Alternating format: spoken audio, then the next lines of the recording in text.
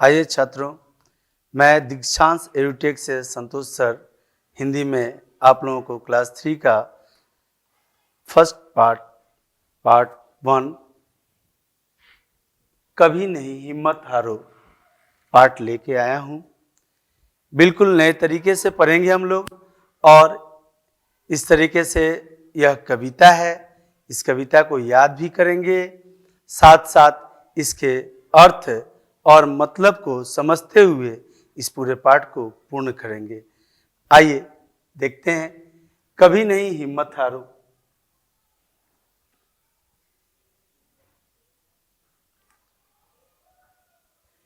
इस पाठ में यह दर्शाया गया है, कवि के द्वारा यह कहा गया है कि हिम्मत कभी नहीं हारना चाहिए। हिम्मत एक ऐसा चीज है, एक ऐसी भावना है जो हमारे अंतर मन में रह करके हमें मजबूत बनाता है, हमें मजबूती प्रदान करता है।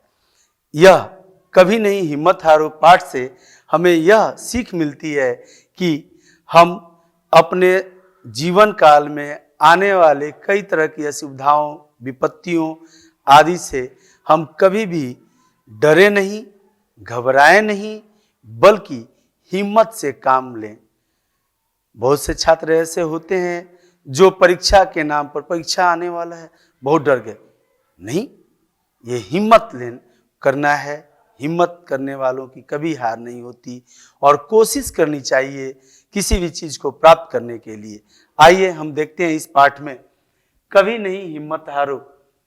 कितनी ही बाधाएं आए, कभी नहीं हिम्मत हारो। बाधाएं, कितनी भी बाधाएं आए, यहाँ शब्दार्थ है बाधाएं माने रुकावटें, परेशानियां।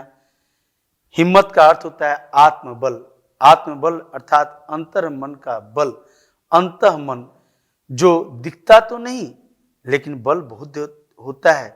मान लो हमारे अंदर एक ऐसी बात है कि क्या होगा, पता नहीं क्या होगा, ये काम मेरा रुका हुआ है, ऐसे कैसे होगा, ये तो याद ही नहीं हो रहा है, ये कविता ये कैसे याद होगा, अब क्या होगा। नहीं, बिल्कुल नहीं, ये बाधाएं हैं, ये रुकावटें हैं, ये परेशानियां हैं। इसमें आत्मबल नहीं खोना है, हिम्मत नहीं हारना है, कोशिश करनी है, क्योंकि कोशिश करने वालों की कभी हार नहीं होती और हिम्मत से काम करने वालों की कितनी ही बाधाएं आए, कभी नहीं हिम्मत हारो। इसका अर्थ हमारे जीवन में चाहे जितनी भी बाधाएं आए, रुकावटें, परेशानियां आए, हमें अपना धैर्य तथा आत्मबल नहीं खोना चाहिए। क्या नहीं खोना चाहिए? धैर्य तथा आत्मबल। और ये दो लाइन, दो पंक्ति क्या है कविता की? कविता आराम से, आसानी से भी बैठे बैठे हम लोग याद करने वाले हैं और याद करने में कोई ज्यादा हमें परिश्रम रटने की जरूरत ही नहीं है। आसान तरीके से, कितनी ही बाधाएं आए, कभी नहीं हिम्मत हारो। कितनी भी बाधाएं आए, कितनी ही बाधाएं आए, कभी नहीं हिम्मत हारो। हिम्मत शब्द का अर्थ क्या होता है? आत्मबल, अर्थात हिम्मत नहीं हारना चाहिए। हमारे जीवन में चाहे जितनी भी असुविधाएं आए, बाधाएं आए, रुकावटें आए, हमें हिम्मत नहीं हारनी चाहिए कभी भी। इससे यह सीख मिलती है हमें। आइए अगली पंक्ति को देखते हैं। पहली दो पंक्तियां क्या थी? कितनी भी बाधाएं आए, कभी नहीं क्या हारो? हिम्मत हारो। कभी नहीं हिम्मत हारो।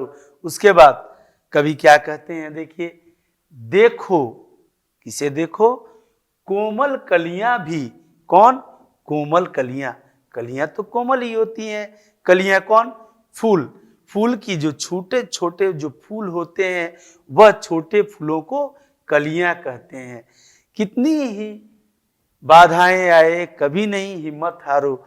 और उसके बाद कभी कहते हैं कि देखो, कोमल कलियां भी, कोमल कलियां भी तूफान को सह लेती है।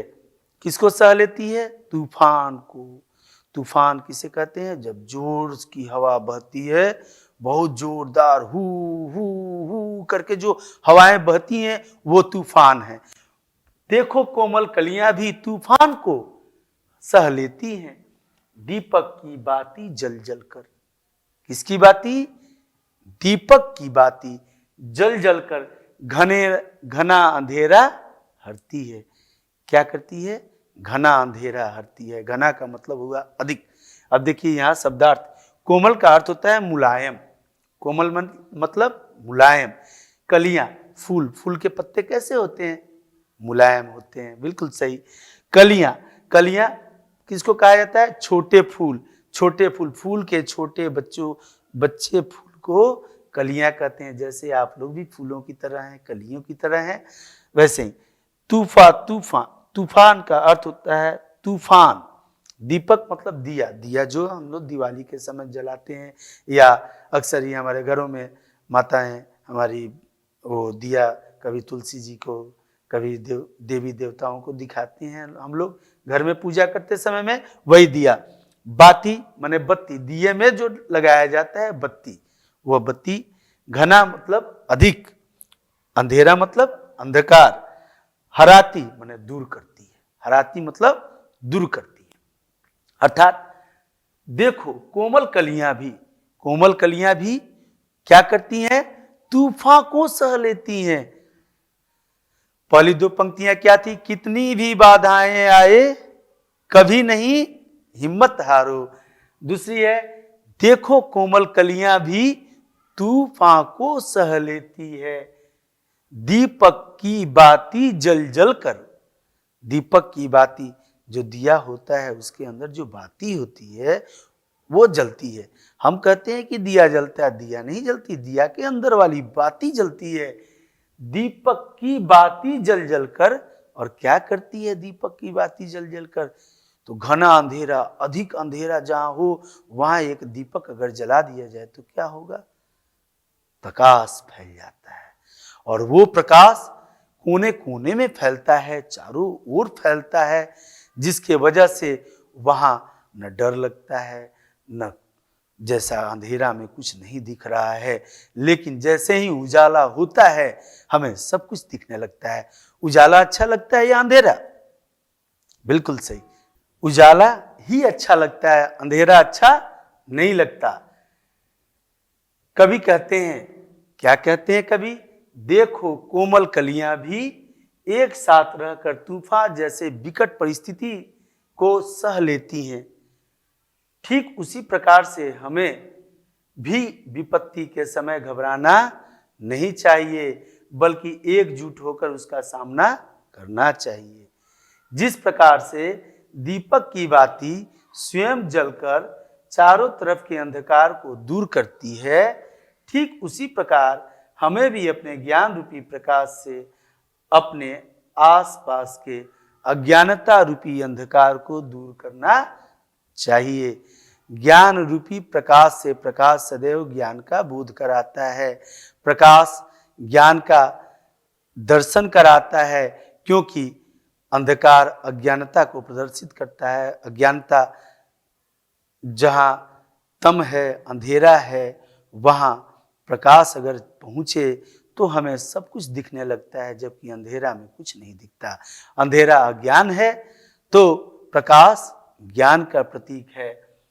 इसलिए देखिए अगली चार पंक्तियां, देखो कोमल कलियां भी तूफान को सह लेती है, दीपक की बाती जल जल कर घना अंधेरा हरती है। अर्थात एक उदाहरण दे रहे हैं कवि कि देखो कोमल कलियां, जो मुलायम कलियां हैं, वह भी अपना हिम्मत नहीं हारती, वह तूफान को भी सह लेती है। तूफान जो जोर की हवा होती है, कोमल पत्तों को कहीं न कहीं बिखेर सकती हैं, लेकिन वो एक साथ रह करके वह कभी भी तूफान में विचलित नहीं होती, हिम्मत रखती है और सह लेती है। उसी तरह से हमें भी अपने जीवन में कभी भी मुसीबत आए, असुविधाएं हों, तो हमें कभी घबराना नहीं चाहिए, बल्कि हिम्मत रखना चाहिए और हिम्मत के साथ उस स्थिति का, परिस्थिति का मुकाबला करना चाहिए। जिस प्रकार से दीपक की बाती जल जल कर अंधेरे को हर लेती है, ठीक उसी प्रकार से ज्ञान रूपी प्रकाश अपने अंदर भरकर, अर्थात पढ़ लिख कर समझदार बनकर हम अज्ञानता रूपी अर्थात समाज में जितनी तरह की असुविधाएं हैं, बुराइयां हैं, उन सबको दूर कर सकते हैं, उन सबको समाप्त कर सकते हैं। इसलिए हमें कवि का यह संदेश मानना चाहिए, यह सीख हमें लेनी चाहिए कि हमें अपना आत्मबल कभी खोना नहीं चाहिए, हमें हिम्मत रखनी चाहिए, क्योंकि हिम्मत कभी जब नहीं हारेंगे तो हर एक विकट परिस्थिति से हम जीत जाएंगे। आइए आगे देखते हैं अगली पंक्ति। कितनी भी विपदाएं आए कभी नहीं हिम्मत हारो। पहले 2 लाइन था, पहले 2 पंक्तियां थी, उसके बाद से 4 पंक्तियां हुई। देखो कोमल कलियां भी तूफान को सह लेती है। उसके बाद दीपक की बाती जल जल कर घना अंधेरा हर लेती है। अब इसके आगे कितनी भी विपदाएं आए, विपदाओं का अर्थ क्या होता है? विपदाएं माने विपत्तियां, तकलीफें, असुविधाएं। कितनी भी विपदाएं आए कभी नहीं हिम्मत हारो। कितनी भी विपदाएं आए अर्थात कितनी भी असुविधाएं हो जीवन में आए, लेकिन उस समय हमें हिम्मत नहीं हारनी चाहिए, क्योंकि हिम्मत ही वह हमारा बल है जिसके बदौलत हम किसी भी परिस्थिति से जीत सकते हैं, किसी भी अंधेरे को दूर कर सकते हैं। अपने सक्षमता, अपने ज्ञान रूपी प्रकाश से, अपने हिम्मत से हम किसी भी परिस्थिति से लड़ सकते हैं। अर्थ जीवन में चाहे जितनी भी विपदाएं अर्थात विपत्तियां आए, हमें अपने हिम्मत को कभी नहीं हारना चाहिए, क्योंकि विपदाएं एक दिन टल जाएंगी। आप देख रहे हैं जैसे ये इस चित्र में बहुत तूफान बह रहा है, बारिश भी हो रही है बहुत तेज, और 2 व्यक्ति ऐसे फंसे हुए हैं बाइक लेकर के। ये विपदाएं ही है, असुविधाएं हैं, ये आ गई हैं, ये तो एक दिन थम जाएंगे। लेकिन अगर इसमें हम हिम्मत हार गए कि अरे अब क्या होगा, अब तो मैं घर नहीं पहुंच पाऊंगा, मैं घर अपने नहीं जा पाऊंगा, तो फिर भला क्या पहुंच पाएंगे? आप तो डर गए। डर नहीं, निडर बनो। निडरता, हिम्मत, क्योंकि जो व्यक्ति अपने हिम्मत को अपने पास नहीं रखता, अपने हिम्मत के साथ नहीं चलता, वह किसी भी कार्य को सफलतापूर्वक नहीं कर पाता है। इसलिए हमें कभी भी अपनी हिम्मत को नहीं हारना चाहिए। चाहे जितनी भी विपदाएं आए, हम अपनी हिम्मत के साथ उसका सामना करेंगे और निसंदेह एक दिन वह विपदाएं टल जाएगी और हमारा जीत निश्चित है। आइए आगे देखते हैं।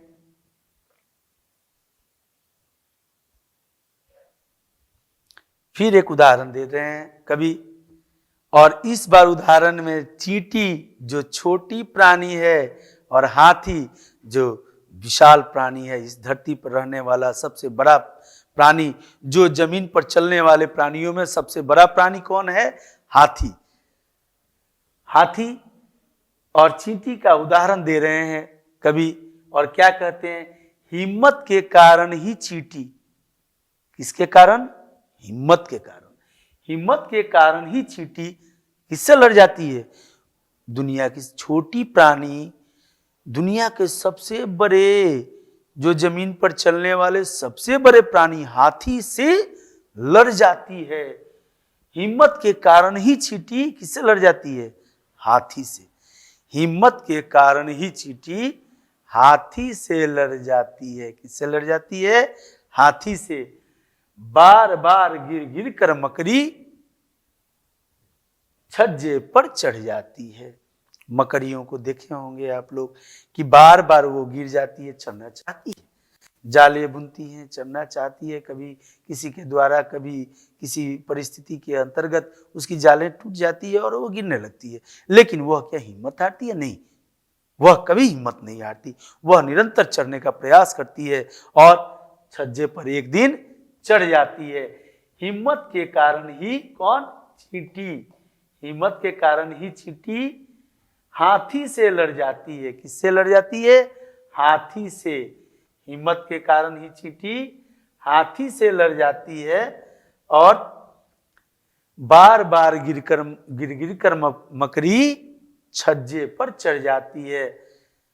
अब इसमें आइए देखते हैं शब्दार्थ। छज्जा, घर का ऊपरी हिस्सा। छज्जा देखे होंगे, घर का ऊपरी हिस्सा, छत के से निकला हुआ थोड़ा सा बाहर, उसको छज्जा कहते हैं। जहाँ मकड़ियाँ अपनी जाले बुनती हैं। मकड़ियाँ जाले क्यों बुनती हैं? अपने भोजन संबंधी आवश्यकताओं को पूरा करने के लिए। उसमें छोटे छोटे कीड़े आके फंस जाते हैं, जिसे वो अपना भोजन बना लेता है।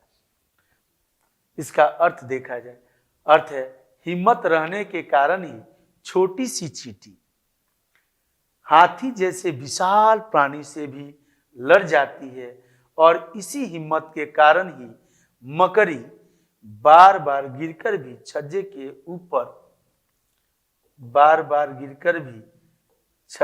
ऊपर चढ़ने में सफल हो पाती है। अतः हमें हिम्मत कभी नहीं हारना चाहिए। हमें हिम्मत कभी नहीं हारना चाहिए।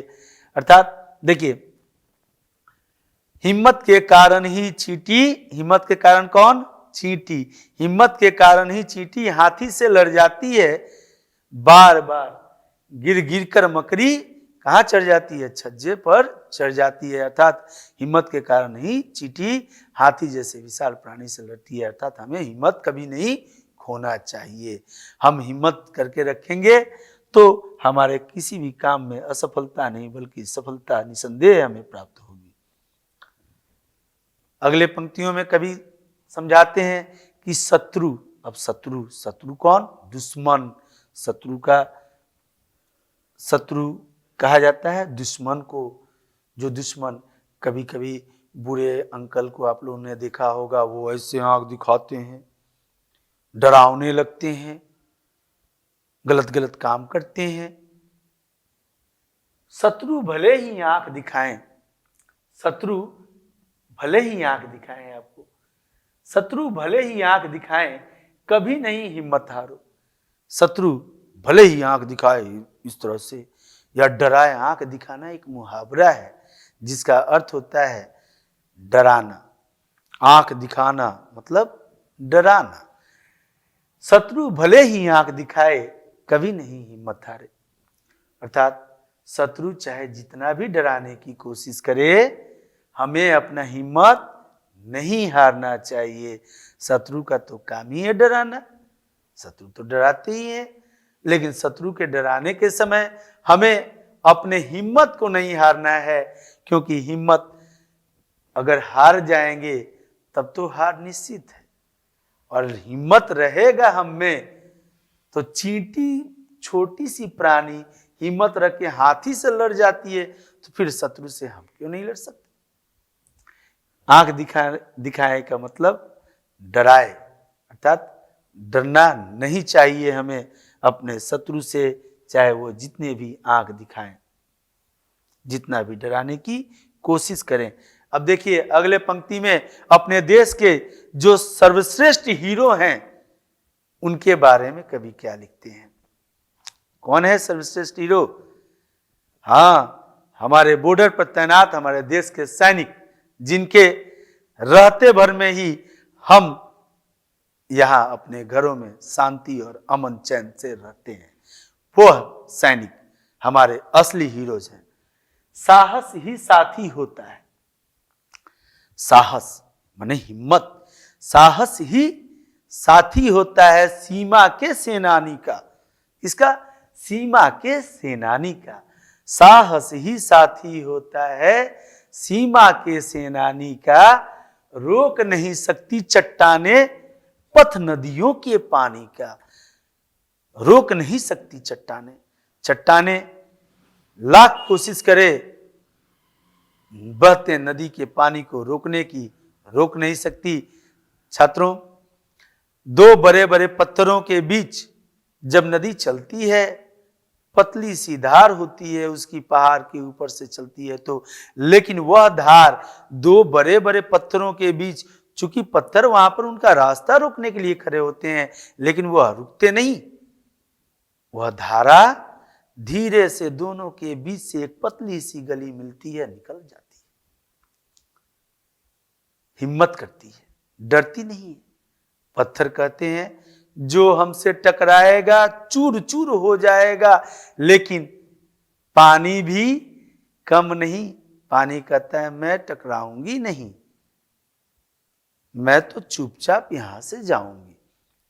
लेकिन छात्रों, जब पानी को, उस नदी को बड़ा सा मैदानी भाग मिल जाता है, धार तेज हो जाती है और बहने लगता है, तो उसके धार के कटाव से वही पत्थर जो बड़े बड़े उसके रास्ते रोके खड़े रहते हैं, वह बालू के छोटे छोटे कण बन जाते हैं। वो बालू के छोटे छोटे कण बन जाते हैं और एक कण को पता ही नहीं चलता दूसरा कण कहाँ है। इसलिए हिम्मत कभी नहीं हारना चाहिए। साहस ही साथी होता है सीमा के सेनानी का, पथ नहीं रोक नहीं सकती चट्टाने पथ नदियों के पानी का। अर्थात साहस ही मानव का असली साथी होता है। अर्थ में देखते हैं, साहस का अर्थ होता है हिम्मत। सीमा के सेनानी अर्थात देश की सीमा पर तैनात सिपाही, देश की सीमा पर सैनिक अपने देश की रक्षा करते हैं तथा हिम्मत के बदौलत ही बड़े बड़े पत्थर भी नदियों का रास्ता नहीं रोक पाते। अतः हमें अपना हिम्मत कभी नहीं हारना चाहिए। हिम्मत हारना चाहिए नहीं हारना चाहिए, बिल्कुल हमें कभी भी हिम्मत नहीं हारना चाहिए। और हिम्मत अगर किए हैं, आप लोगों को अभी याद भी हो गया होगा, ये 4 पंक्तियां भी याद हो गई होंगी। आइए आगे चलते हैं। अगले पंक्तियों में कवि क्या कहते हैं? कहते हैं, चाहे दुर्दिन गाज गिराए, गाज गिराना गिराए मुसीबत लाए, गाज गिराए मुसीबत लाए। गाज गिराए का अर्थ हुआ, गाज गिराना एक मुहावरा है, मुहावरे का अर्थ होता है मुसीबत लाना। चाहे दुर्दिन गाज गिराए, कभी नहीं हिम्मत हारो। दुर्दिन माने बुरे दिन, दुर्दिन का अर्थ हुआ बुरे दिन। चाहे दुर्दिन गाज गिराए, कभी नहीं हिम्मत हारो। दुर्दिन चाहे बुरे दिन, बुरे दिन कैसे दिन को बुरे दिन कहते हैं? मान लो कभी हमारा तबीयत खराब हो जाता है, कभी हम खेलने में गिर जाते हैं, कभी साइकिल चलाते हैं, साइकिल चलाने के लिए सीख रहे हैं और सीखने समय में हम गिर गए, तो क्या साइकिल चलाना छोड़ दें? नहीं, साइकिल चलाएंगे। क्यों गिरे, कैसे गिरे, उसको चेक करेंगे, उसको कोशिश करेंगे कि उस गलती को अपने सुधार लें और फिर आगे बढ़ेंगे हिम्मत से। चाहे जितने भी बुरे दिन आए तथा हम पर मुसीबत लाए, हमें अपने हिम्मत को कभी नहीं हारना चाहिए, क्योंकि ये बुरे दिन भी टल जाएंगे अगर हम अपने हिम्मत को नहीं हारे तो। ये बुरे दिन भी टल जाएंगे जब हम अपने हिम्मत को नहीं हारे। लेकिन हिम्मत हार गए तो मन के हारे हार और मन के जीते जीत। अतः हमें मन को अर्थात आत्मबल को कभी हारने देना नहीं चाहिए। हमारा आत्मबल ही हमारी वह संपत्ति है जो सदैव हमें विजय दिलाती है। आशा करते हैं आप लोगों को अच्छा लगा होगा ये। अब कभी नहीं हिम्मत हारो पाठ समाप्त हुआ। धन्यवाद।